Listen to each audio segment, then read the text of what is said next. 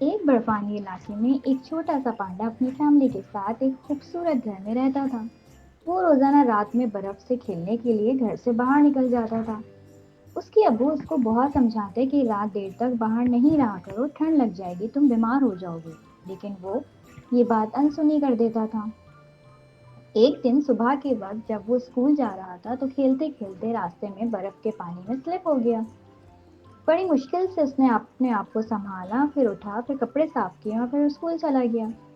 School میں وہ ایک اچھا بچہ تھا، سب کام وقت پہ کرتا تھا، سب دوستوں کی ہیلپ بھی کرتا تھا، گھر آ کر اپنی امی کے ساتھ کام بھی کرتا تھا، ان کے ساتھ کھانا کھاتا تھا۔ ایک دن پانڈا نے پکنک کا پلان بنایا۔ اس دن برف بھی نہیں پڑ رہی تھی تو سارے گھر والے پکنک پر چلے گئے۔ پانڈا نے وہاں خوب انجوائے کیا، خوب جھولے جھولے، کھانا پینا کیا اور پھر وہ لوگ گھر آ گئے۔ رات کو پانڈا کی طبیعت سردی کی وجہ سے خراب ہو گئی، اس کو بخار ہو گیا تھا۔ اگلے دن وہ اسکول بھی نہیں جا سکا، لیکن شام کو اس کے سارے دوست اس کے گھر آ گئے اس سے ملنے، اور اس کا بہت سارا خیال کیا اور وہ جلدی ٹھیک ہو گیا اور پھر دوبارہ سے اسکول جانے لگ گیا۔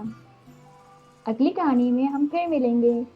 اگر آپ کو پانڈا کی کہانی اچھی لگی ہو تو ضرور کمنٹ میں ہمیں بتائیے گا، ہم آگے کہانی کی تیاری کریں گے۔